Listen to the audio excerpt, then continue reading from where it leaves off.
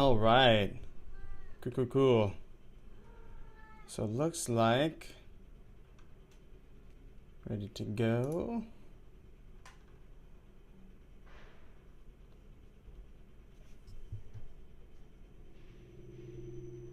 Oh, we got the desktop audio going.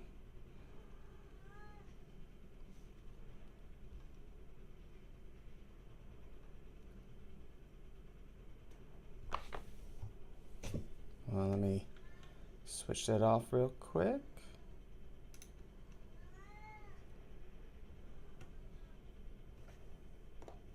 Just switch something off really quick. That's why it's not happening. All right, that should be.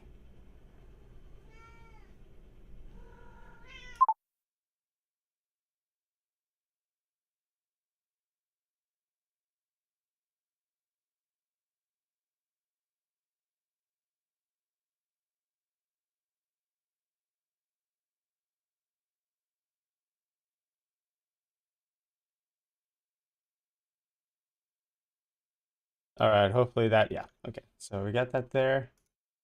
And then desktop audio should be good. Good to go. Sweet.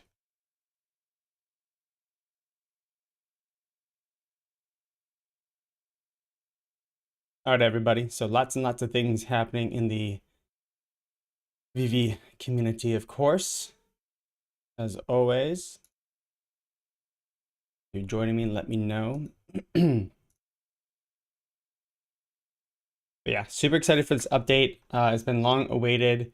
The don't AMAs and stuff that Alex and Reese have been doing, you know, they're they really shouldn't. I know they wanted to be communicate more often with the community, but I don't think AMAs are helpful unless there's major updates.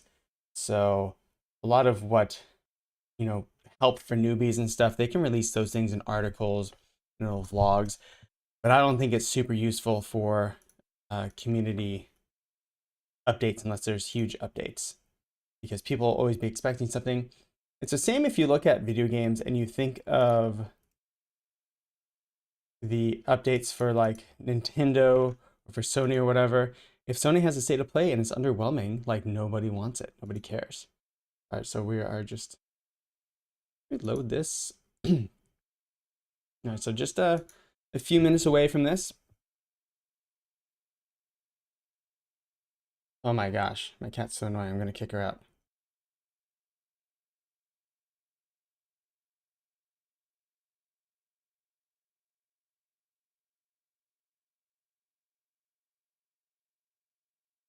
Root.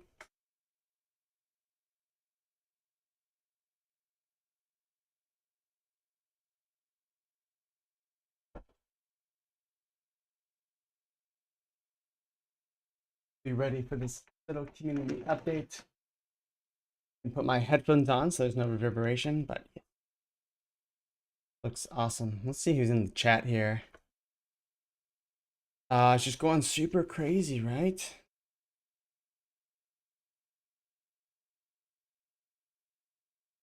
All right, yeah, just this chat is untenable. There's no way they can actually keep up that. You're gonna have to put on some slow mode and have a bunch of mods and stuff like that. That's all right. Yeah, I'm super curious to see what they say here. See what's up. You know, a lot of speculation as to like what's happening with the gems and stuff. I think it's, for me, it seemed pretty obvious as to what's like happening with the gems. And I don't know if that seems obvious to you all. It makes a lot of sense. So like what's happening with gems and stuff. All right, because so we're gonna talk a little bit about gems, a little bit about everything. The gems and whatnot. All right, so we got the we have good connection. Waiting for this. So as you've seen, gems and like the aftermarket and everything has been going for quite a low price, and we've seen like half a cent, some going for 25 cents, 3 cents on the dollar. And these are, again, we are getting these from outside people. If you actually try and do it yourself, you have to use an escrow, you have to use people that you trust. I personally haven't done off gem apps or off app gems at all.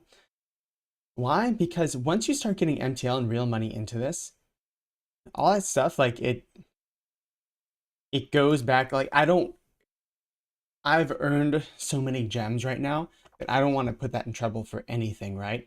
The same with like these bots. Like some of them are getting like almost second chances every once in a while, and they're able to maybe escape with a little something, and some of them mess up. I was told by Dave in one of our chats that this one guy reached out to him. He was clearly using bots, and he showed them the email that VeVe sent him, like, "Hey, we've reinstated your account. Essentially, don't do anything again." And maybe he only used bots once, right?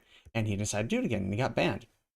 So there's some really interesting dynamics at play here.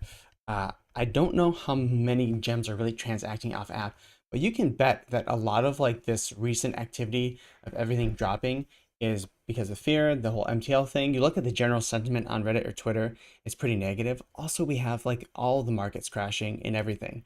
And not necessarily crashing, but going down. They did crash earlier in January when VeVe was actually going up, right? So everything in VeVe is still up from January 1st, pretty much, that was around since before then. And they're getting to around the levels of like mid-January, maybe early January now. I've been watching some of the things that I traded back and forth, and they are my Marvel Comics #1 ultra rare is still above where I bought it at 1300. It was at 17 last I checked. Again, the market is closed and it has been closed for a while, which is super interesting. Cool. The premiere should begin shortly. Awesome. And then other than that, like everything else has been going to around kind of the mid January levels, which is super interesting. Oh, my light's like flickering for some reason. Let me make sure I have the chat up for you guys. There we go. And so it's really interesting seeing the hubbub around the gems market dropping. Obviously, we saw the Disney Golden Moments. The Pooh Bear went high, then it went low, and then it moved up past 400, 430, 450 is like kind of last I saw it around. So if you were able to get your hands on that around 200, I hesitated. My taxes I'm doing tomorrow, so I want to see what I owe or what I gain. So I'm not like, unfortunately, I'm like, I don't want to spend anything right now just in case I owe more than I thought. I want to be careful. I think I know what I need to do, but just want to be careful in that respect. And so I didn't bite at those prices. If they were like super, super cheap, which they probably are in retrospect, then I would have just gone all in on them, right? But decided not to at this time. But the whole gem thing, I think, is pretty obvious. We're seeing an exit from the markets for people scared. They're either going to be bots or whatever that are just scared they won't be able to get their stuff out, right? And so I've stayed away personally from all that gem stuff because as you start to get MTL real stuff in, MTL, they need to do anti-money laundering and KYC, and so they are held to a stricter standard than you would just any normal in-gem in-app transactions. So they need to prove stuff. All right, let's see. I'm gonna reload this. All right, 11:05. So hopefully it will begin shortly. So I'm curious to see if we get an update on MTL, which I'm sure we will. I'm sure they'll say something. We get an update on the gem transfers in app because that's one of the things that could help limit any sort of bot activity or people going back and forth, right? Because the gem transfers in app is how you pay an escrow service and then that account transfers gems to you, right? So that is one thing that could limit or take care of some of the activity we're seeing with stuff off app. And it'll be interesting to see if they will get rid of, I know they want to get rid of gem transfers. It'll be interesting to see if they want to get rid of NFT transfers in app. I doubt they will, because that's one thing that would completely kind of eliminate a lot of, it'd be very difficult and very annoying and cumbersome. Try and you'd have to go through IMX or something. You'd have to fully buy accounts if you wanted to. I don't think they will. It's just something that could limit anything. Just one of the ideas I had that could limit stuff as far as transferring. So we are waiting. Beautiful. All right, here we go. 51 seconds away. I'm going to turn down audio there, so it's just kind of in the background. You guys can still hear me just clearly, and then I'll turn it all the way up when we're down past the full minute. So we had golden moments. We had a really underwhelming Marvel drop, in Elektra, right? And I'd heard a lot of people, in the Twitter Spaces this past week, one person had said, the community was disappointed because we thought we were only going to get that initial set of golden moments. But I remember, I don't know if that's just something he said, but I remember firmly after everyone speculating what other golden moments were coming. So I have 5, 4, 3, 2, and 1. Let's turn this back up for you.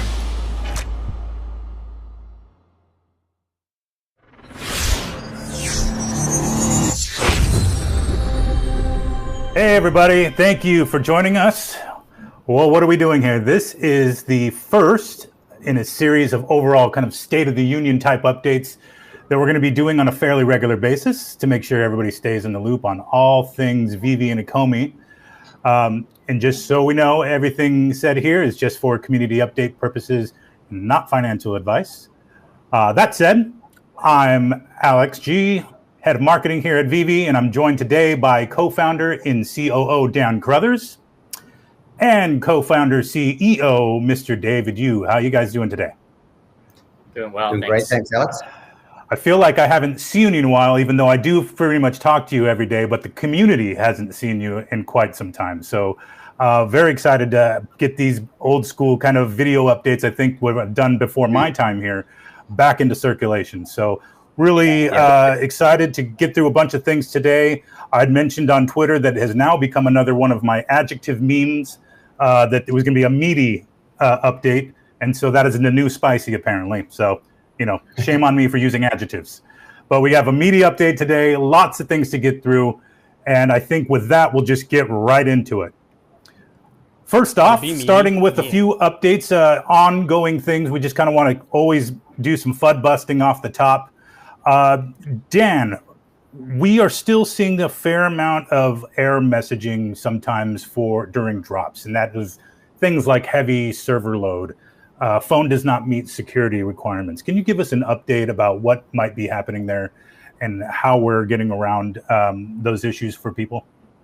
Yep, absolutely. So to kick off with the second one with the security updates, obviously, as you guys know from our previous AMAs, I know that's going back a while, but we are doing a lot of work to keep bots out of the system. And often that is, finding a right balance.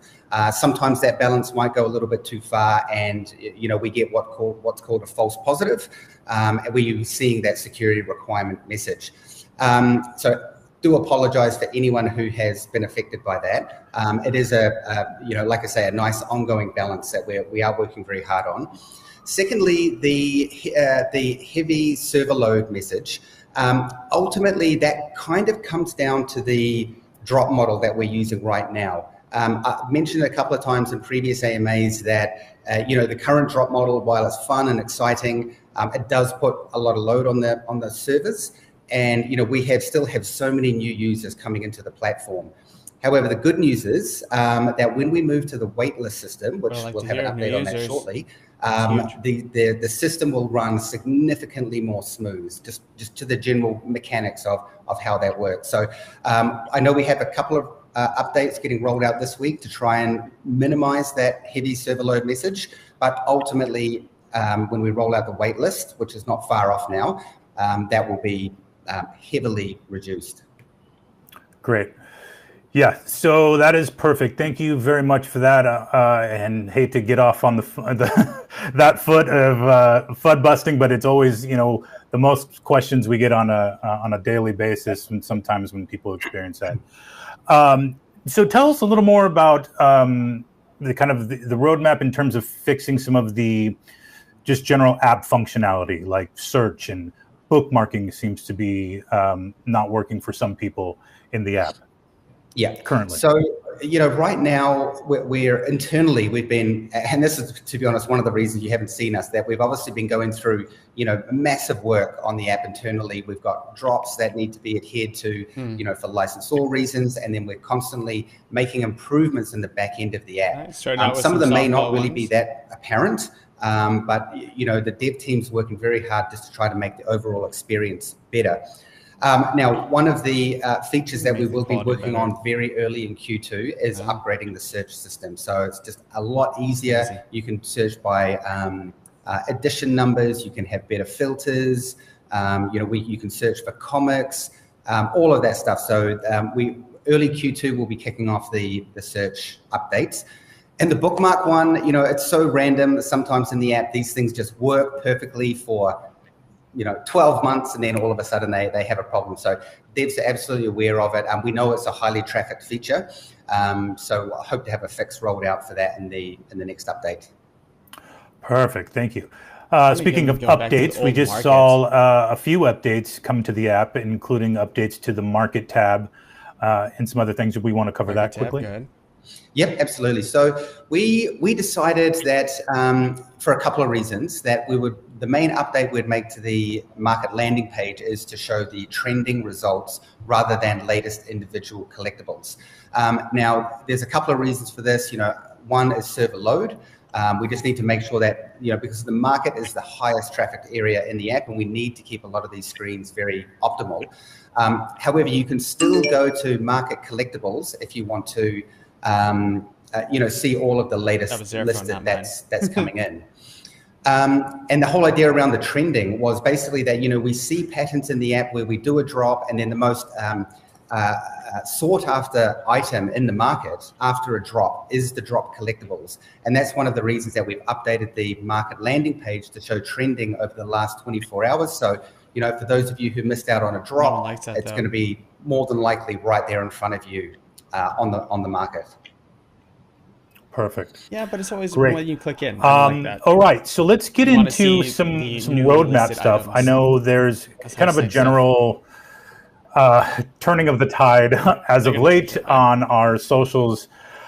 People needing updates, right? As you mentioned, you guys haven't been on the latest AMAs because you've been hard at work. There's a lot to do, obviously. So Reese and I have been kind of holding down the fort. But it's always good to hear from the boss men themselves about general and larger scale kind of platform updates. You kind of address some of the frustrations of the VeVe fam in general. And those are things like, obviously, the flowers, the difficulty and landing a drop. I know I'm frustrated as well. I have not landed a drop in many, many moons. Let's talk about some of the things that we're doing to improve the way people experience the app from a security standpoint to make sure that bots aren't, running rampant within the experience. And one of those things is that we get suggested a lot to do is to implement KYC. Do you have any thoughts on that? Definitely. From our perspective, we will absolutely be introducing KYC into the app. I mean, ultimately, we want to make sure the experience for all of our users is fair and democratic, and we also want to make sure that we're doing everything we can to remove these nefarious actors from the platform. Now, in saying that, I'm not saying that bots still run rampant. As I've mentioned, there always are bots, and it's very much a whack-a-mole kind of game. However, yeah, we will be introducing KYC. Right now, the laws here in New Zealand around KYC are very strict, as in New Zealand has actually put a line in the sand to say that we want to be the hardest country in the world to launder money. So that's very good in the sense of, protecting our users and improving the experience, but it also means there's a lot of compliance on our side that we need to do, especially in this new age of digital assets where things are still a bit sort of fuzzy to some degree. So KYC will be rolled out. Basically, the way it'll work is that onboarding users will need to KYC at some point during the onboarding. And any existing users will, when the KYC is rolled out, they will be prompted to KYC when they next log into the app. Now, don't worry, we're going to give you guys plenty of warning on when this needs to happen and the whole general sort of process. But Bet really a lot looking more forward to getting bots, this I'll feature ask rolled out more because people who are worried it's about going to stuff. improve the overall experience within the product. Probably some And then, deals. in addition to that, it's probably going to help the fact that we have, basically when we find bots, for instance, in the market, that So the sounds like plan, doing their KYC plan for seems everyone to be eventually. that they have all of these accounts and they all send gems to the in collectibles back to the single account to then list on the market. But the KYC will actually help that in some regard. Is that correct? Significantly. I mean, ultimately, as part of the KYC and the anti-money laundering compliance here in New Zealand, there are a few updates that we Lots will of deals actually are need gonna to be make had. on the app in order to comply and also to help combat the points like Alex just mentioned. So one of the first features that will be updated within the next week, I believe, is the removal of gem transfers. So under KYC laws, under AML laws, That'll help. technically they are assets and they can't be moved around between different users. That's what And I the was always other confused big with, upside like, is, as Alex off-the mentioned, gems. we see the bot Is there- patterns of what they do, buying gems, distributing them. You don't know So who you're removing transferring that with, feature alone is really going to, significantly I always wondered that. hurt the bots in terms of their current practices. Wow, that's great news. I think the community will definitely be glad to hear that. Perfect. Okay, let's move on then to, we talked about the gems transfer removal. Let's talk about then the other hot topic of every day, and that is payout /MTL/cash out. Where are we at with beta testing? Yeah, so we are still in live beta test at the moment. We have our group of beta users. Now, as I mentioned earlier, this New Zealand compliance law is something that's been upgraded fairly recently, and that ultimately is what's caused a bit of delays on our side. So things like, we have auditors going through everything that we're doing, and that's where they're picking up things like you need to move gem transfers before we can start really rolling out these features. So ultimately, the tech is there. We're ready to go. We're just down to these final things with compliance. We really have been there for a while, but it is just these, the laws in New Zealand here, which ultimately are a good thing, even though they're causing us a little bit of extra work at the moment. Yeah, I feel that. Say that, we are absolutely aware that, payout is a feature that everyone wants. And yeah, we're not resting on our laurels on it. We are very in touch with what the community is saying and what they want. So please be rest assured that we are working hard to get this feature rolled out for everyone. Big people will use this opportunity. Yeah, I think it's also worth noting that there's completely That's different teams working on implementing the KYC and the MTL than there are people who kind of implement the drops. So when people suggest that we stop drops and focus on MTL, it's just really two different things. And we are, after all, a collectibles app, so we want to enable collecting. So yeah, stopping the drop wouldn't speed up really anything. Right. Okay, so let's talk about then, kind of the rollout as we mentioned. There have been delays since when we first started mentioning this on Twitter, and people love to refer us back to those early tweets that say, "Hey, we should be good to go in 2 weeks," as with many things. But at the end of the day, we have tried to do our best to keep everybody updated in terms of the goalposts moving, so to speak. I think I've said in the way I've kind of put it in the past. So thank you for shedding some more light on that. But I think the overall kind of KYC portion of this is going to have far-reaching implications across the app, and I think it's just going to be a positive thing for the community and the ecosystem as a whole. So let's then move to as we continue to move live beta testers in. Let's talk about the fee structure, which seemed to be also a hot topic as we put that article out now several weeks ago. David, can you tell us a little bit about how that all works and why the 10%, et cetera? Yeah, thanks for bringing that up. It's before we put all these fees and terms and conditions structure in place, we look through the whole fundamental of our business. And as every user acknowledges that right now, our payment mechanism and platform of payment are through the Apple Pay, which collected by the Apple App Store, as well as the Google Play Store, which is the Enjoy payment mechanism. Which will stop with the web Both of the store. platform, all our users understand that they do take a fee of 30% when you are purchasing the gems. That's number one. And number two is we do pay in each of these 282 plus jurisdictions or regions, countries, sales tax. And these are the digital tax and the sales tax that you will normally face day to day in each of the shops that you go and to retail. Right now, in a lot of these regions, that VeVe as an app is bearing all these costs.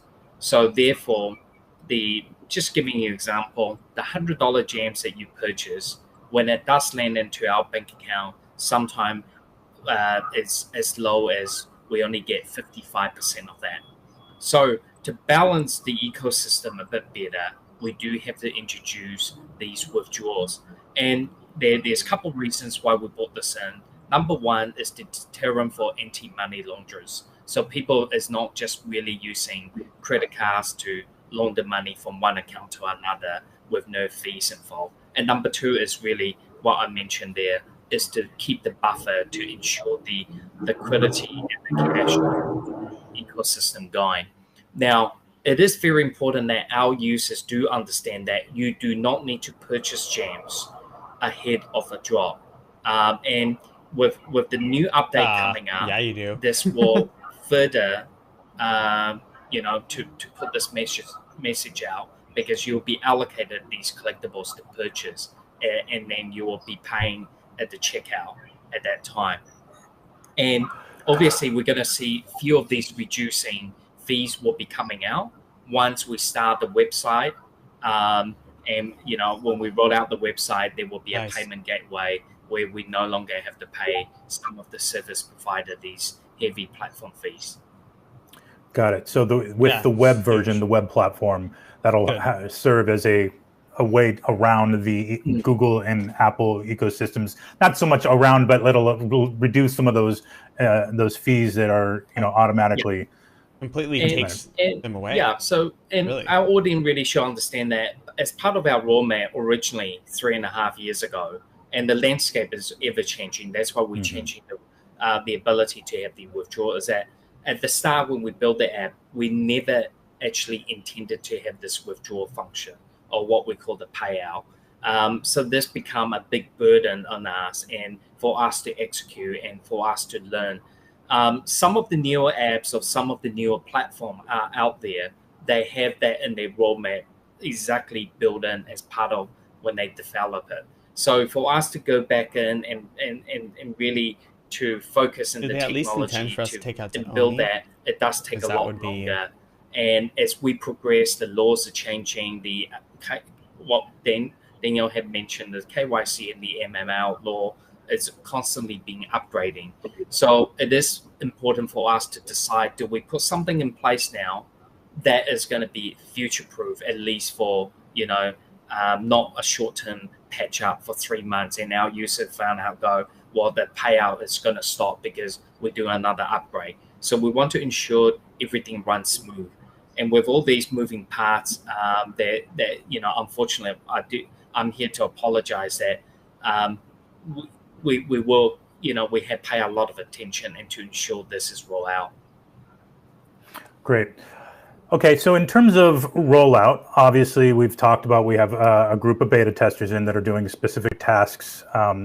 Just want to reiterate that it is not an early access thing. It is specifically beta testing to make sure that we're uncovering any of the bugs and things like that. Similar answer. My question is, can you talk about, are we still on track with the plan of kind of randomly assigning people in the community beta access moving forward? Or where are we at with that? I'm interested in the lowest fees possible. Can we communicate our progress on that ongoing? Yeah, so you are correct, Alex. We will be randomly choosing users who basically meet the criteria of the payout and inviting them into the beta program. Once we are at the point where we have got everything kind of nailed down, especially in terms of the compliance and the points that I mentioned earlier. So we just need to be careful that we we're basically following the laws, and we're really above board on everything we do with this, because KYC AML is a very hot topic around the world right now. And to touch on what David said, is that really we are aiming to put a long-term solution in place that is scalable. We can roll out other features in the future. So so when we are at that point, then we will basically start bringing users in. And we will, of course, for those users who may have, higher gem balances, we may prioritize them, to ensure that they Not can the get same answers before, returns but again, out I of just their, really go back to the question accounts. of what is. But it won't be limited to people with high their gem balances, cash out correct? plan. No, not at all. Not at all. So how do you get I was gems saying that we may into include crypto and/or those, currency or maybe give some for of those people a little bit more weight at the MTO? randomization. But Sure. obviously understand that Obviously everyone had to be some wants to sort of cash plan out for their that. gems if you've got Yeah. 1,000 gems in there. And we'll need some of those higher balances to make sure that everything is working Exactly. properly, obviously, because if we just did people with just the $1,000 gem threshold, then we're not really fully testing the full spectrum of withdrawal. Yeah. Okay, great. And just as another note, as part of the whole beta testing, we have experienced a vast new things that we never thought it will happen in our lifetime. There's our payout provider facing sanctioned countries, limitations. So all these new updates all constantly has been running. And, in the past week, there has been slight bottlenecks on our testing process from when we load them in and when they're able to exit. What we don't want is have it available for everyone, and that bottleneck is bigger and bigger, and then we get more FUD from the community. We only want to put out things that we know is going to work and it's going to be a solution moving forward. Yeah, and also to add to that, really what we're rolling out immediately is the global solution. And we could choose specific region to roll out. That is significantly easier than rolling something out on a global platform. So that's why we say we just want to get a very solid solution that serves all of our customers worldwide and get that out. But also to what Dave mentioned earlier, we do apologize for the delays, and we know that it is something very much that the community wants, and we are working very hard to get it across the line. Yeah, great. Okay, let's move on then. Another question we get quite frequently is comics in showroom. Can you talk about where we're at with that? Yes, and I also get a lot of stick from everyone in the company as well, because they're like, Daniel, just get damn comics in showroom. And it absolutely is moving up the list, but there are, I don't want to prioritize comics in showroom over payout or over the web platform or over KYC. I mean, these are core fundamental things that we, as a business, we should be focused on.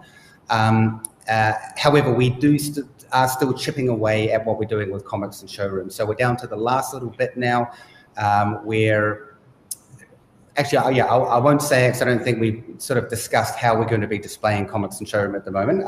We'll save that for a nice reveal at some point. But again, do hear you.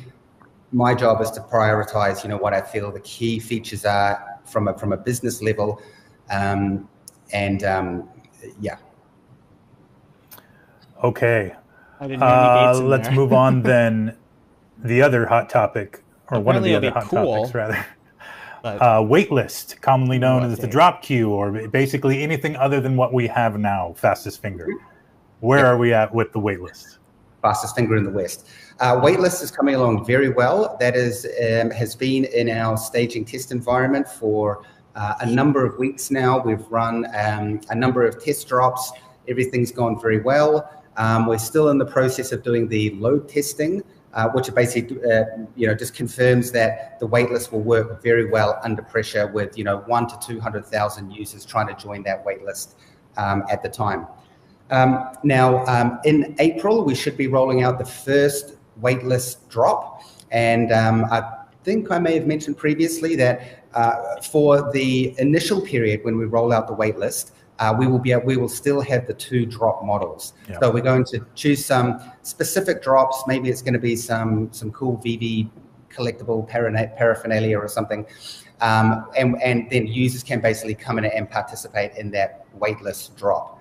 From that, we can get a very good understanding of how things, work out there in the real production world with the waitlist. And from then on, once we feel very confident with it, we're basically just going to make the switch. And now, for those users who may not know, the waitlist basically is a randomization feature when it comes to the drop. So as the drop approaches the drop time, 15 minutes before that, you will be able to join the waitlist.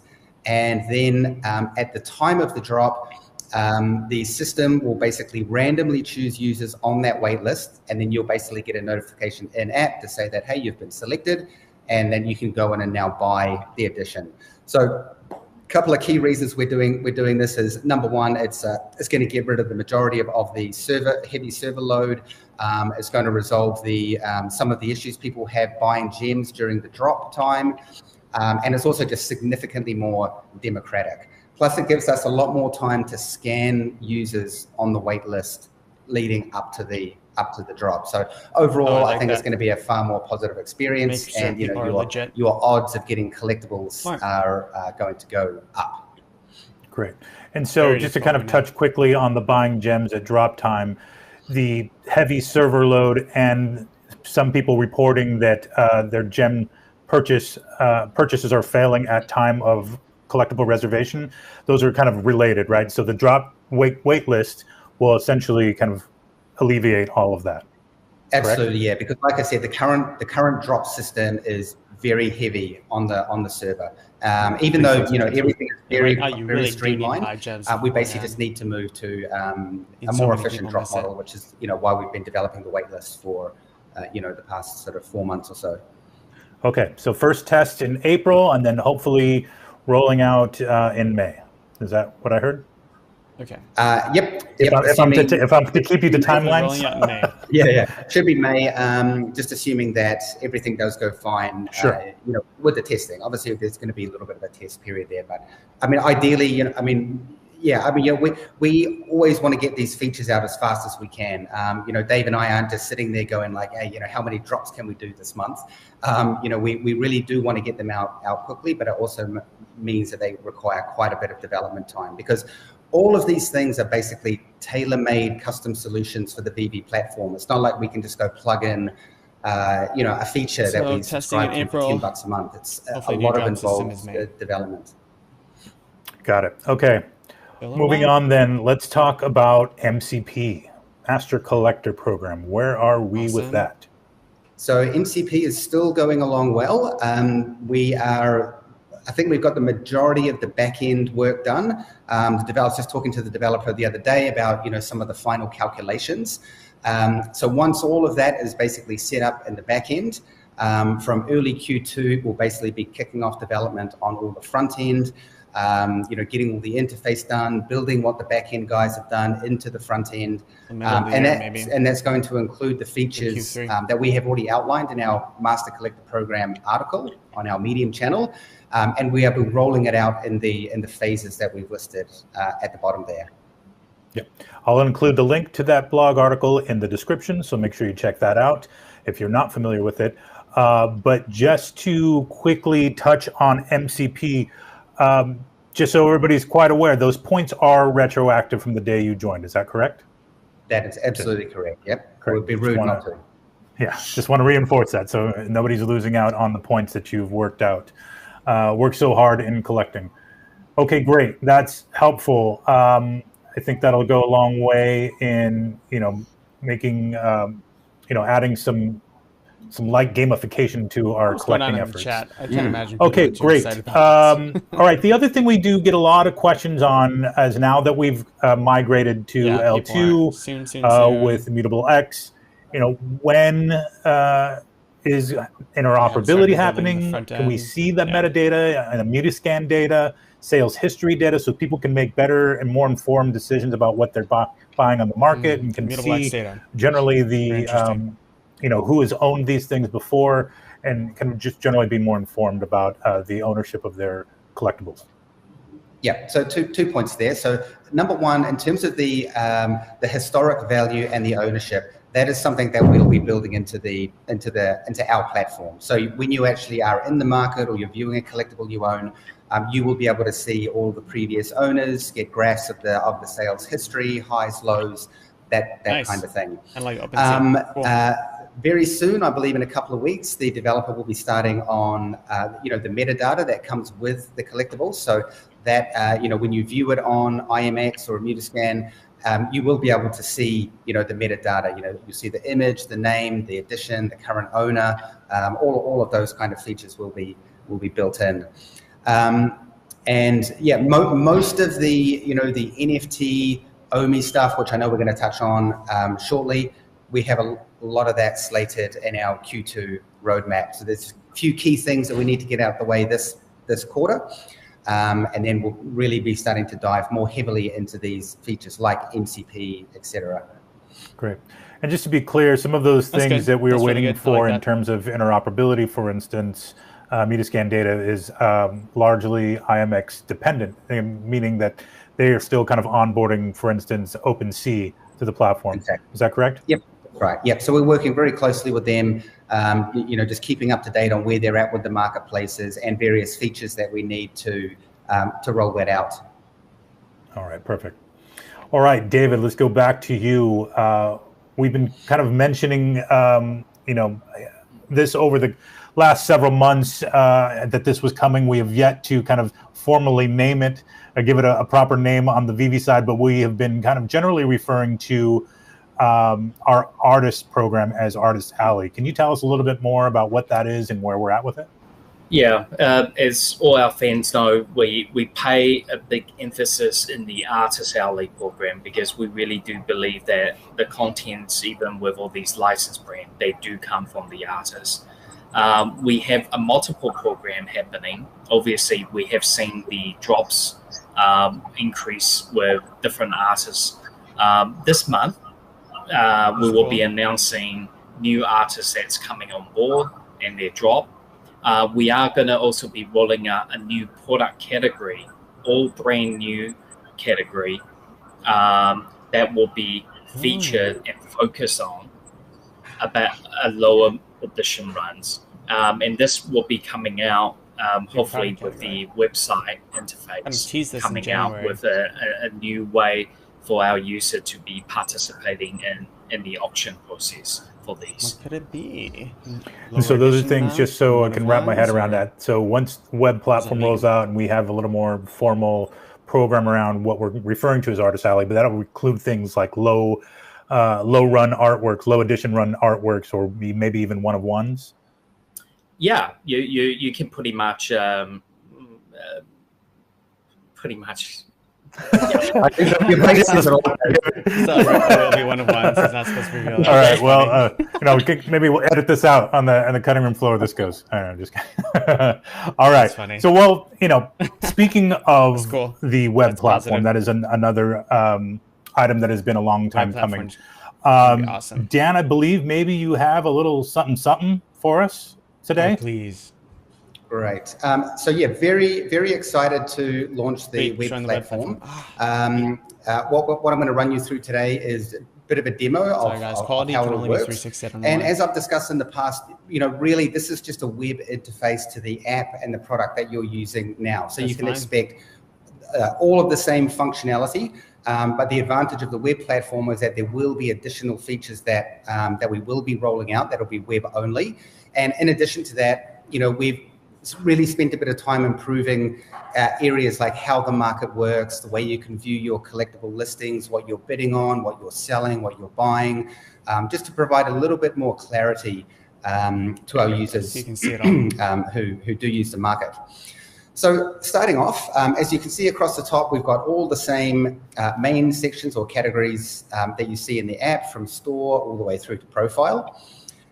Right now we're on the store landing page, and most of you will probably recognize this. It's very, very similar. Across the top, we've got all of our main categories from collectibles, comics, drops, brands. As we come down the page, we see all of our most recent drops. our most recent collectibles, comics, etc. So there's not going to be a huge learning curve to use the web platform. In fact, this, we've modeled it very closely after what mimics the app everyone is used to. So I can obviously dive into each of these sections and look through all of the individual collectibles that we've dropped in the store. I can choose to filter them, if I'm looking for specific items. This might be the easier way. Same with comics. I can come in and browse all of the comics that we've dropped on the VeVe platform. And one thing to note that we have kicked off a fairly big upgrade to the whole comics section. Now that we're getting a lot of comics in the platform, just different ways to filter them and find them and use them and read them, etc. Obviously, we've got our drop section where you can go back and look at all of our previous drops, whether that be collectibles or comics, and all of our different brands. Obviously, I was scrolling through this the other day and I was like, wow, there's a lot of brands in here that we've dropped.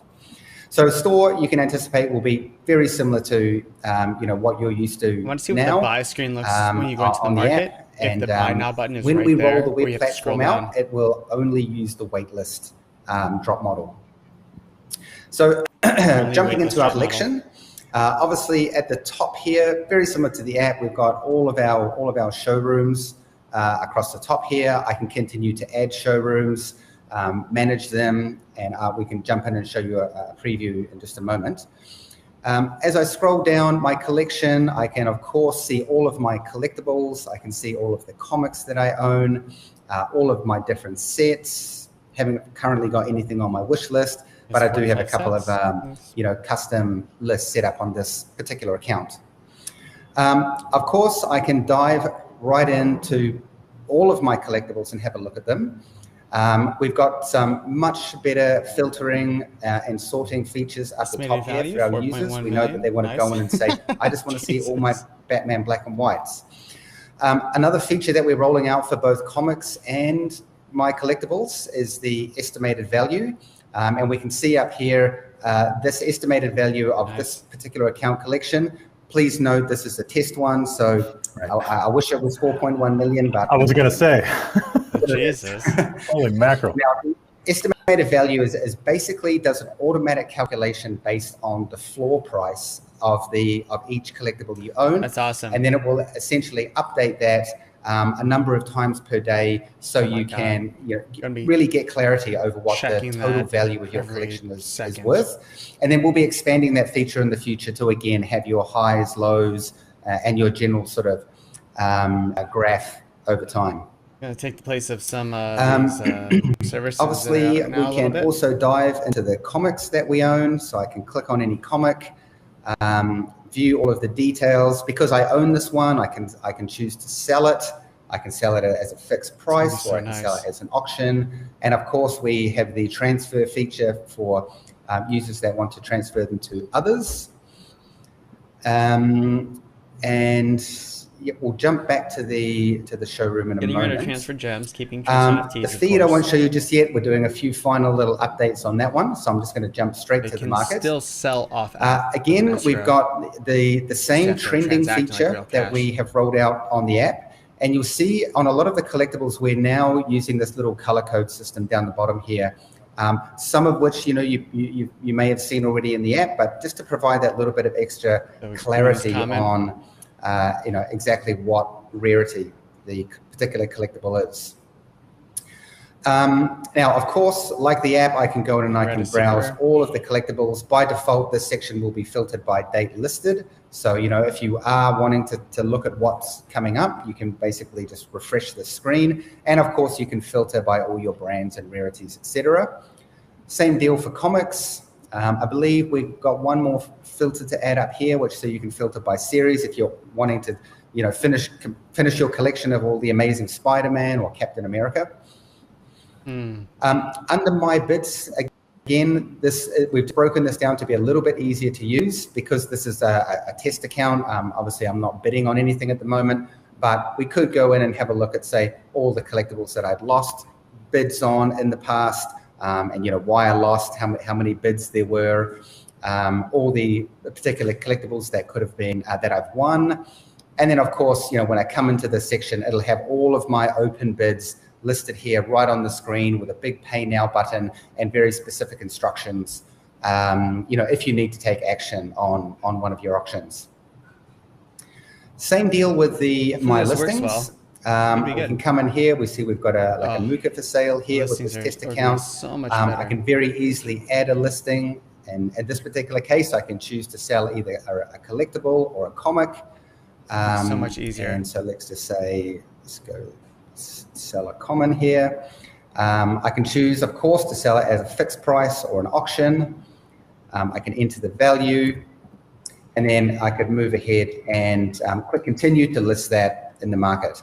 And of course, we've included here the floor price of this particular comic, so you can actually get an understanding before you sell it, really what the lowest floor price is. But just remember that that's, if you have a good edition, that may influence that. So of course, we always recommend you do your own research when listing your items. And then of course, you can browse by brand, etc. So really, we're just wanting to make sure that the web platform is very much in line with what we've got in the app. And really, myself and the team have been using this fairly significantly over the past couple of months. And it is so much easier to use than the app. I'm not saying there's anything wrong with the app, but when you're sitting at a computer like me all day, and probably like a lot of you guys, being able to use the web platform just really makes the experience, I guess, feel not quite so claustrophobic. So really excited about rolling that out, and then all the additional features we have coming. I wish he showed the buy now and if I'm not mistaken, for those who have OMI in their OMI wallet, that will also be reflected in the web platform as well, as opposed to having to go to the separate web wallet. Correct. I didn't show the profile section, but yeah, you have full control over all of your wallets exactly in the same way. And eventually everything that is in the web wallet now, which is omi.veve.me, all of that will be migrated and integrated into the web platform. And that will become the one web platform that we use for all of our features, browser-based features moving forward. All right, so awesome. That looks fantastic. I'm really excited for that. Let's move on to just a few announcements as we kind of get towards the Ecomi OMI side of things. But just to wrap up on the VeVe side, David, can you tell us a little bit more about how the Ukraine refugee relief effort went with the Ron English drops? Yeah, thank you. And thanks for all the fans who participate on this remarkable event that we came together in such a short space of time to do this relief effort. The total amount of money we have donated to the Red Cross New Zealand, it's over $782,000. And this is obviously, we have mentioned, it is taking out the Google, Apple platform fee, the sales tax, and the net revenue are to be donated. And the funds already have been distributed to the where it's already needed from the phone call I had with Red Cross. And, That's we do have a message here from the Red Cross Secretary General addressing for our fans and our audience here. Message from Sarah. I'm so grateful to VeVe, the whole VeVe community. This is an incredibly generous contribution. It's $782,000 towards the Ukraine crisis. We know that families and communities are really suffering, and the work of the Red Cross in the Ukraine and also in neighbouring countries means that those individuals and families can be supported through what is just an extraordinarily difficult time. So to David, to VeVe and to the VeVe community, thank you so much for such an amazing way to support those in the Ukraine that need it the most. Kia ora. That's cool. Great cause. That's amazing to know that the community was able to come together and know that they were helping in some way. But that is not the last we're going to see of some Ukraine relief efforts. Is that correct? We're really working on a few other drops with some other artists. Do we have any news on that right now, or do we want to just tease it a little bit? They say these 10% a number of artists have reached out to us, and they really pressed it into this the whole initial thing drop really clicks with them. Emphasize they want to bring out special releases. We are closely monitoring. We also do want to make sure that there are collectability around this for the users to get that utility value, knowing that the money is going to go into a good cause as well. So, we will be announcing more to come. The relief effort issue, all our audience should know, is that it's not just going to be a one-off thing. We do strongly believe that it's going to take a number of years, if not a long period of time, to help these refugees or the regions to get back up on their feet again. That's cool. Really cool. Great. That's great to hear. Okay, moving on. Let's talk a little bit about some new programs. I saw a funny meme, by the way, this week that said, all I wanted was MTL, but all I got was this crummy promo code. Funny, sure, but yeah, it's true. But this promo code is actually really cool, and it's actually going to add a lot of the utility to our efforts that we've been talking about and the community has been asking for. So let's go into a little bit about what we saw with the comic promo code with the Marvel exclusive, and then future use cases for that.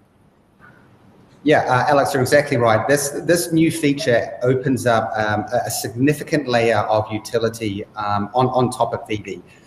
We getting a lot more interest from our licensors and artists and partners about some form of real world utility, and obviously we needed a way that we could link that. So let's say you go to event X, the ticket you have has a promo code on it, which we obviously work with our partners to provide, and then that promo code can be entered into VeVe to get specific and dedicated collectible drops related to that particular event.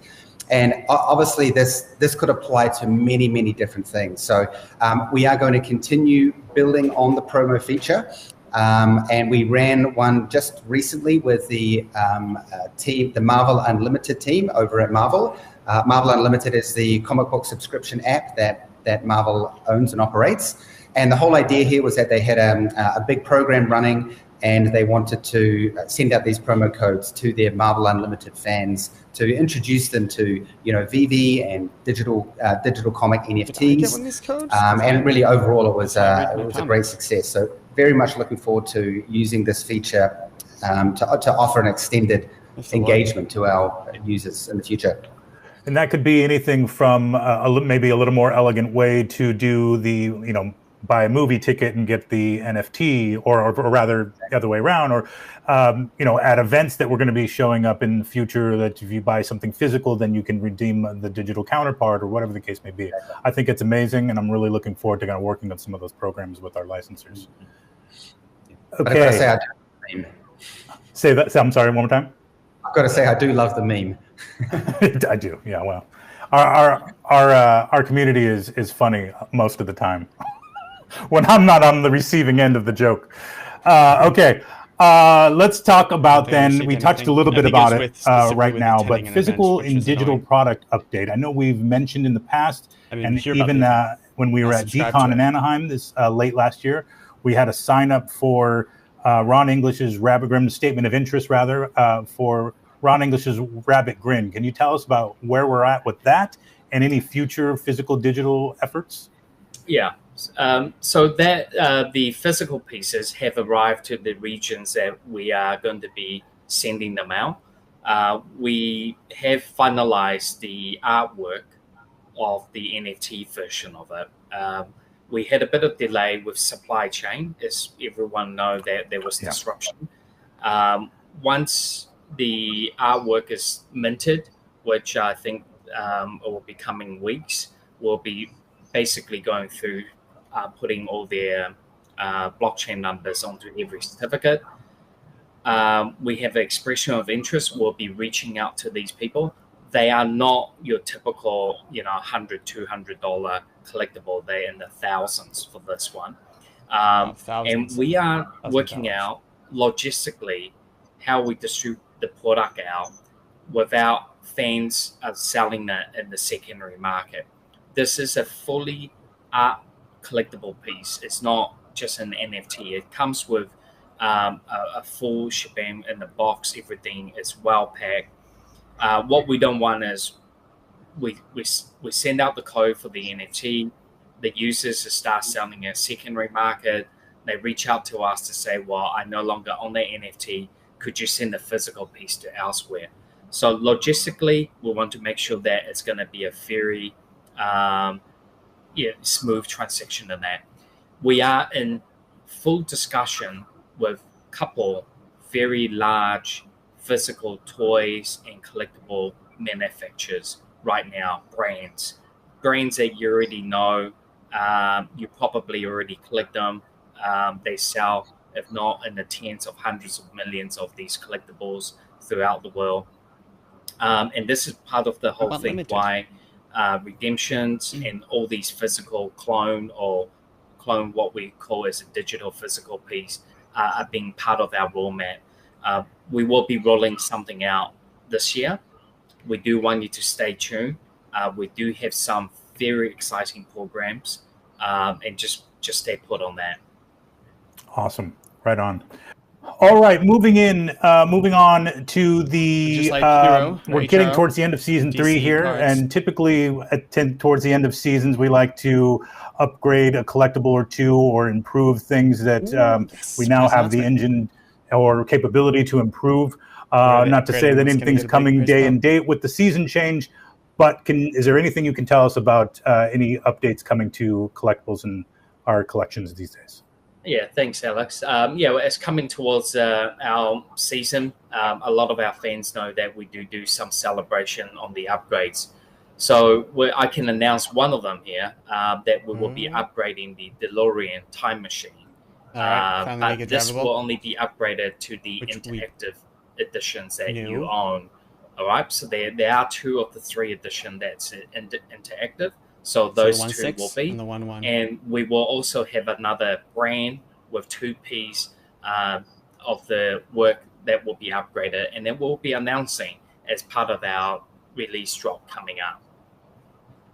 Awesome. That's perfect. I love that. Finally, we can drive around that DeLorean time machine again. All right. 'Cause it's driving for a minute Let's and then keep on stopped with it. the announcements. Look, restrictions are loosening all around the world in terms of in real life events.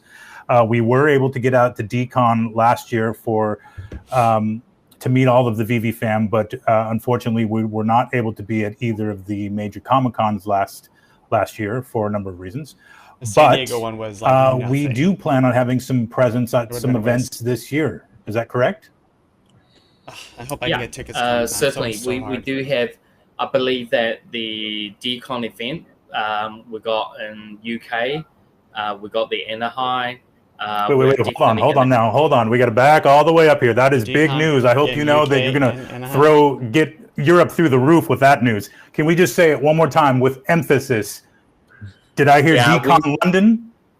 Yeah, we did. London. We have entered in a new partnership deal with DCon, and also the whole program means we have a great offerings and new collectibles that will be coming out. Once again, awesome. the designer toys is a big business. It's an important business in the industry. Celebrates a lot of these talents that eventually they move up to working for these large studios. So we want to encourage all these emerging artists. So that's coming. And obviously, without balancing the other side, we will need to be in some of these comic events. So we have put our hands up, obviously, for the San Diego Comic-Con. We are also looking to investigate on the New York Comic-Con. I'll be there. They are run by different organizations. It's very likely we will be partnering with our licensed source with these events running conjunction. And this is one of the reasons why it is very important that we get all these redemption codes, all these things ready, because by the time we get to that time, this thing should be running very smooth. That's the one thing I wish there's something. Yeah, that'd be great. And maybe have some kind of that in real life utility where you possibly buy a physical item at Comic-Con and it's redeemable for the NFT counterpart. I think that's awesome. Yeah. All right. Well, I'm very excited for one. Oh, sorry. Go ahead. Or even just giveaways, Yeah. People attending to show their face to support us. Absolutely. Yeah, I think, a t-shirt goes a long way, but a collectible. Well, I, for one, am very excited to meet our UK and Europe family at DCon London, and again, reunite with everybody who came out to DCon Anaheim. And we look forward to digging in a little more on details for possibly one, if not two, Comic-Cons this year. So stay tuned for details on all of that. But let's go ahead and move on to Ecomi and Omi updates. Lots to cover here. So obviously this is not my side of the house. So Dan, I'm going to let you kind of run with the agenda points here. Do you want to start us out with tokenomics? Yeah, so how about I start? I mean, so obviously, in this quarter, we did achieve one major milestone, which is the complete migration over to Immutable and Layer 2. That, in itself has basically was the first step for us to really start expanding on all of the, the NFT and the OMI side of things. So moving into Q2, one of the key focuses is to really start building out the OMI and the OUP functions that we've been discussing in previous AMAs and blogs on our Medium channel. So we are very aware of the state of play with the tokenomics, with the wallets, how they work, and this past few weeks we have been starting to dig into exactly what we can do to improve the tokenomics, to get that ecosystem to be a little bit more cohesive. As Dave mentioned earlier, there's a whole, the business has changed quite a lot since we rolled out the initial tokenomics, and then obviously the past 12 months has been nuts and crazy. But now that things have settled a bit, we know where where the product direction is heading, and we very much want to start getting the OMI utility and OMI features built out into the app. That is kicked off with a review of the tokenomics and what we can do to improve that. I know there's a lot of questions around the reserve and around buybacks. All of those things we're basically addressing in this possible tokenomics update. Okay. That will also lead into the development of OUP. Something that I'm also very excited about. I mean, being able to use OMI to NFT in the market, I think is going to be absolutely huge. Just that one feature alone. And we have a whole lot of other little satellite things around that that we will be developing as the down the roadmap. And that's also going to include things like the being able to participate in the drop lottery. Using your OMI to participate in the drop lottery, as well as using your OMI to buy other various things in the product as well. So, as I mentioned earlier, sorry, Dan, just for sake of clarification for the new folks, there when we talk about the drop raffle, I believe we were calling it now. Is that right? Okay. Yeah. So there's two of those happening, right? One as part of the Master Collector program, and one as part of the OMI utility program or OUP. And that is separate from the waitlist, correct?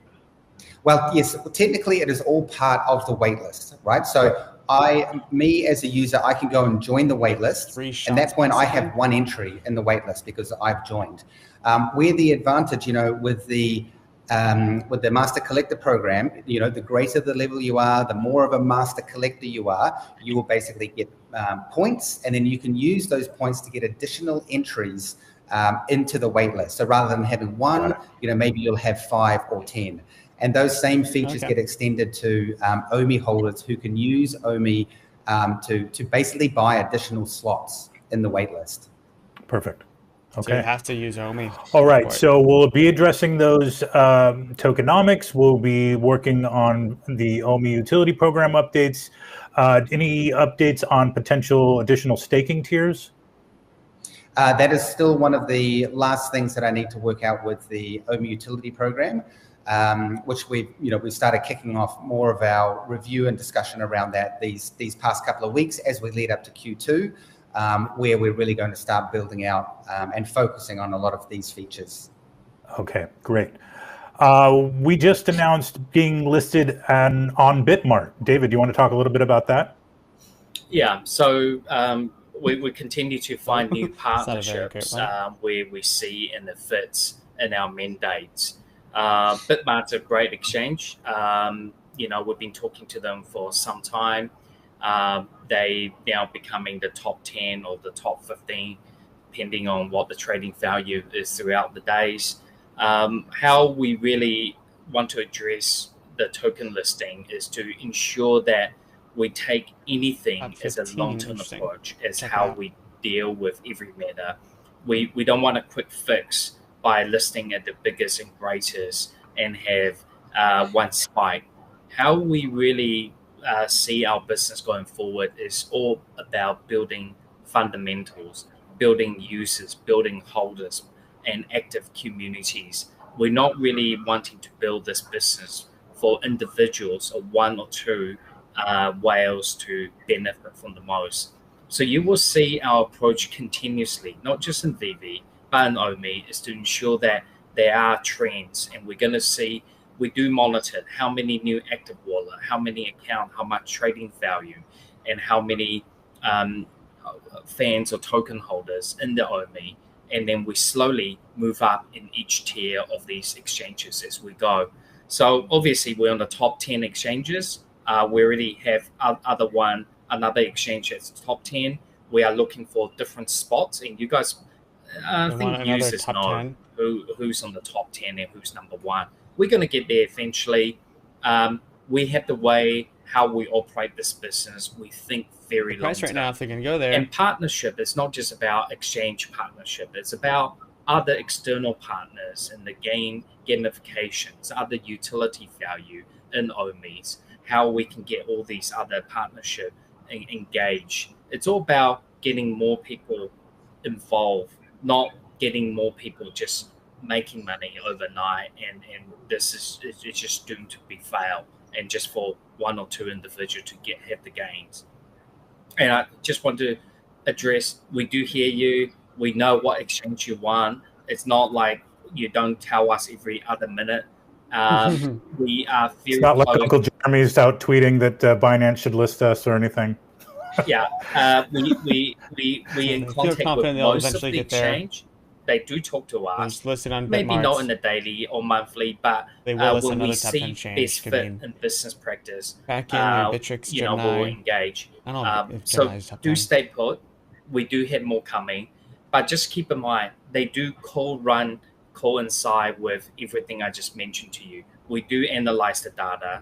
We want to see great holders. We want to see more fans, and we do want to see new fans. And in every type of market, there's always new opportunity, and we use this opportunity to increase more new users. We use this opportunity to gather more holders as well. Awesome. All right. Okay. So we touched on a few of these other things already, including. Let's talk about the bridge update. And I think the latest update from Reese is that we were still waiting on IMX on that as well. Is that correct? 0.02896. Correct, yeah. So we're working with them to get that bridge completed on their side, which will hopefully coincide with some of the interoperable features we'll be working on from Q2. Okay, perfect. All right, Omi, in the app update, maybe you want to touch on this last bullet, or did we already talk about that? I think we pretty much covered that, yeah. Okay. All of the OUP, OMI utility, all getting kicked off very early Q2. Early Q2. All right, perfect. All right, Q2. Well, gentlemen, this has been amazing. I know we've had some time away from the fam, or you've had some time away from the fam. I'm usually, trolling people on Twitter, and I'll get better about that. I promise. Fully answered. I said it before, but it's always good to hear from you guys directly about what the vision for the platform is and what we're working on, and ways that we can continue to improve the entire ecosystem from VeVe to the OMI side. So let's look forward to doing this on at least a monthly basis. Make sure that we're keeping everybody abreast of all of the updates. We will work on being as transparent as we can with some of the updates. We do hear you about where we're at on certain things, be it payout or MCP, etc.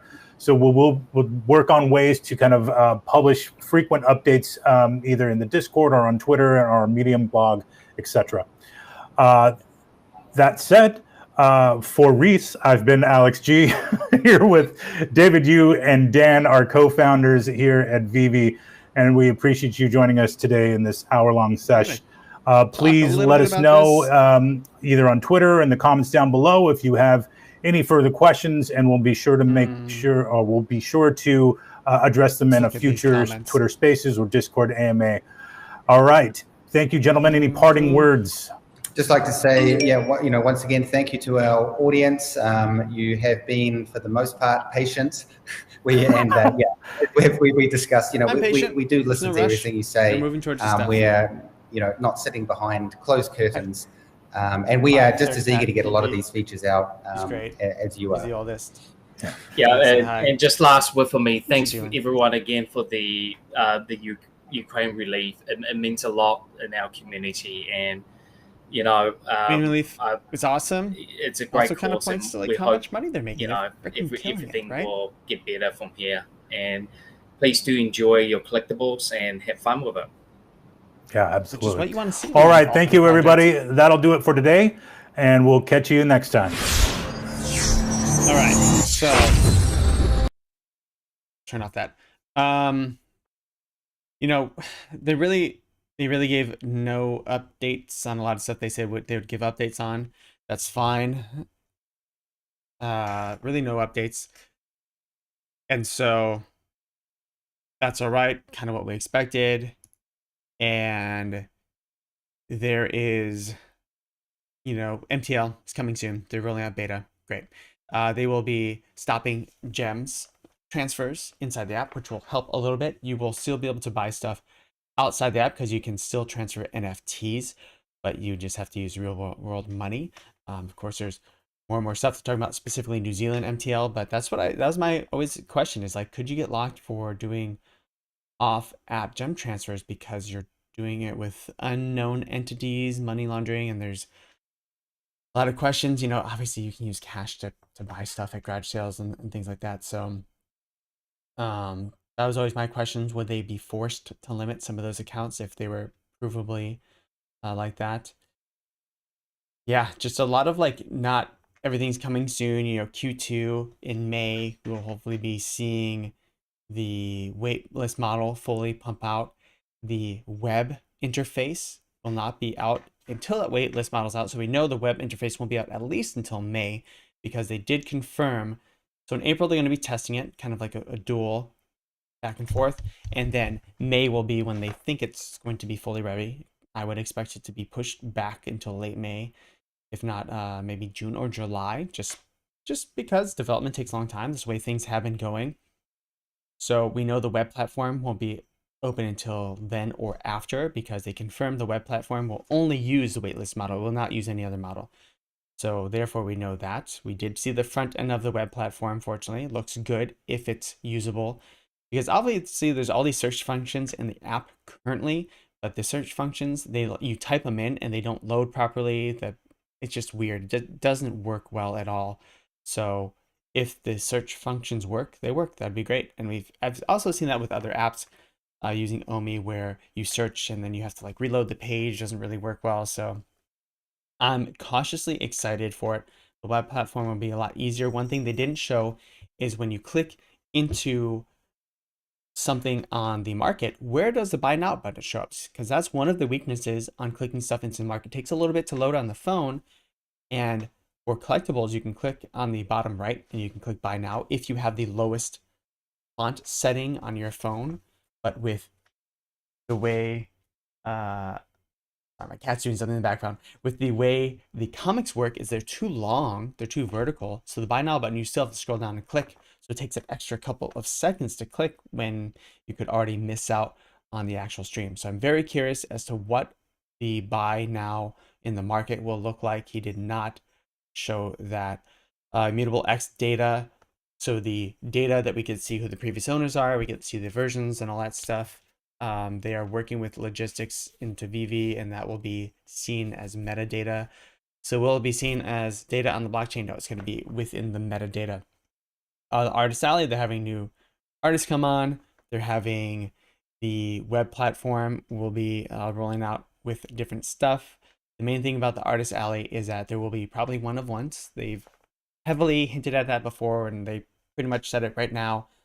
Will there be other stuff? Yeah, probably. But those one of ones, I mean, these things could be thousands of dollars, right? So they have pushed the boundaries before with some of these. You look at the different cars, the James Bond car. I keep on thinking Maybach, and I did that before. Aston Martin. I literally I had that discussion before in a live stream. Aston Martin, Maybach, whatever. That one was definitely more expensive. So we could be seeing those one-on-ones, but they could be coming in at a hefty price. The promo codes, that's their access to live events. It's what Hero's doing, except they have a QR code on these cards, I'm sure. The promo codes will be ways to get digital into physical or vice versa. So if you go to live event, I wish they had something that they gave out at the last DCon. I digress. So they will be going to DCon London and again DCon Anaheim. They've confirmed they'll be going to Comic-Con in San Diego and maybe New York, since they're two different organizations that host them. I am in San Diego, so I'll be, it's incredibly hard to get tickets. I've gotten tickets a few times, but it's not easy to get them. So I will be at least attending the events around it. I'm sure there's going to be meetups. I would be happy to be part of those meetups and help anyone organize those, because that would be super, super cool. Even if you don't get tickets to Comic-Con, there's a lot going on around the convention center, a lot of shows and everything. So and San Diego is just a cool city as well, having lived here for a while. So it is definitely worth to check out in vacation here. And especially if you can meet up with everyone else. That was my favorite part of DCon, was, getting to meet a lot of the community and hang out. It was so much fun. Let's see, DCon, then a lot of the OUP, the OME utility program. There's going to be additional tiers. They got on Bitmart, which is apparently a top 15 exchange. Honestly, we know the big exchanges, and hopefully they'll get on those. OME in-app early Q2. So again, Q2 is kind of this big time when they're going to be hopefully rolling out the web platform. Along with the web platform is going to be the new waitlist model. Along with that is going to be the OME utility stuff with OME in-app, which again goes into the web platform, because you can view your OME, the amount of OME, directly on the web platform. You don't have to use a separate thing for that. So that's all going to be kind of coalescing together, and they'll be rolling out different features of the web platform, and again, they tease the way comics are going to look in showrooms, but they haven't said how they're going to look. If it seems like they're holding back how they're going to display the comics exactly. So I feel like it's going to be a big thing of how it's going to be displayed. Obviously, it's not going to just be on a wall, or maybe there's some sort of special pedestal. Maybe there's some sort of reading room. I don't know. Like it should be big for the way they're kind of teasing it. So hopefully it will be big and will be awesome. But really, a lot of the big things with MTL and a lot of the concerns that people are complaining about, they are coming, and that's kind of what they said. They're coming. So there's no specific date, no specific time. I'm not too concerned about MTL. We got a hint at what they make with $782 or $92,000 from the Ron English Ukraine aid effort going to, and David said that's after fees and the Apple fee and the Google fees. So just from 2 drops, they got that much. Like, that is insane. It hasn't been out for that long on the market, and it didn't sell for that much. It actually sold for almost all of them in the market. So you can imagine how much they make every single drop. So I'm not concerned about them making money. That's good for the longevity, because they have a lot of money to reinvest in the business and make it better, make things develop more, right? So that's great. They don't have to sell it to Disney because they're not making money. They're barely making ends meet, right? They're constantly making tons of money. And that's why I don't love all these huge fees on the back end. I understand the fees in the market. Fees in the market or whatever, it's already done 2.5% or 8.5%, depending on if it's Disney or not. But with the MTL fees, hate the 10%. Think it's stupid. However, you will be able to use a web platform, and they said there will be a reduction in fees with the web platform. Why? Because they don't have to pay Apple or Google a single dime for that web platform. That is insane. So they're saving 30%. There should be a massive reduction in fees with the web platform, at least with cash out. And then, OME to NFT. If you can sell your NFT for OME, then you transfer your OME to somewhere else, and then you sell it for USDT or stablecoin or whatever. you're golden, especially as we get on better exchanges, Binance US, at least for me, or Binance, or Coinbase. That'd be amazing. Transfer to Coinbase, cash out. You can transfer right to your bank account via ACH with 0 fee, or you sell it on the exchange for 0.01% fee, or it's super tiny. So hopefully, if you are willing to go that route, you can have a lot less fees in getting your cash out when and if you want to cash out, right? And I think that's the way to do it. That's what I would be waiting for. I'm not wasting my time with the MTL unless it's something that I'm like, oh my God, this particular thing went up to 50K or 100K and I don't think it's worth that much. All right, I'll cash out and I will bear the brunt of it at that time if OMI to gems isn't ready yet, or sorry, OMI to NFT. I don't think there will be an OMI to gems, but if OMI to NFT isn't ready yet, and we only have the gems cash out option, so we shall see. So I think the first part was a lot of non-answers, a lot of a lot of important stuff, but there was some cool nuggets. Overall, somewhat underwhelming. I'm excited for the new stuff coming out, but again, it's, hey, be patient and wait. That was the main gist of the entire event. All right, guys, I hope you had a good time. Let me know what you think in the comments. Again, like, subscribe. Liking the video really helps me get out there to more people. I will have more videos coming out. I saw this live event happening, so I really wanted to make sure that we went over and covered it. Some exciting stuff, and then a lot of more, hey, wait, they're coming. If you see what HRO or Hero is doing with the DC cards, essentially now OMI can do that with their promo code system. Is you have the promo code, you type that in, boom, you're ready to go. Obviously, there is already QR functionality built within OMI or within the VeVe app, because that's how you can exchange stuff via the web platform. Like if I want to send you gems or an NFT, I just take a picture of your QR code, boom, ready to go. I can send it right to you. So we can do the same thing with physical stuff, and they will be doing that with physical stuff, just like the hero cards. The one thing I'm very, very, very curious about is actually going to be, what is their new? So they will be rolling out a new type of collectible. We thought that was the lenticular cards. Maybe it was cards in general, but they said they made sure that they hadn't done that yet. Now it could be like full on, again, Pokemon cards, what have you, full on cards that are playing and introduce a playing technique, but there will be a new version of collectible. We've seen vehicles, we've seen collectibles, we've seen comics, right? What will that new thing be? Playing cards makes the most sense, where there will be, gamification within that way.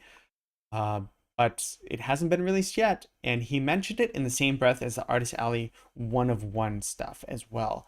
So will they be different from that? I don't know. It's hard to imagine. Again, my thought is going to be like a Pokemon type cards, where you have cards that have stats in battle and whatever. That could just be something huge to hanging on to. Yeah, I don't know. That's the most interesting part, I think, of what we saw today. They didn't give a lot of dates at all. May was the only kind of date they gave for the waitlist model. And then everything is going to kind of come after that. So we will see. We shall see. I'm super curious. Let me know if you have any questions. Again, you can comment in the questions down below. Make sure to give this video a like if you comment, or you can just comment on the live right now and I'll be happy. I can make a full video on this stuff. I will be making videos all this coming week, and my taxes I'm doing tomorrow, so I'm just got all the stuff ready for then. All right, guys, have a great day. Remember, be yourself, eat a cookie. Follow me on the 3Ts and IG, Twitter, Twitch, TikTok, and Instagram at SodiPopMedia, SodiPopMedia.com. Like, comment, subscribe, retweets, follow. Really helps me grow. And I will be bringing more content to you, so I deserve to grow, right? Because that's really important. And then tomorrow morning, we do have a live comic reading, and I'll be leaving a little bit early. It's going to be a short one. I'm going to do live comic reading. Then I have to head out because I have an appointment.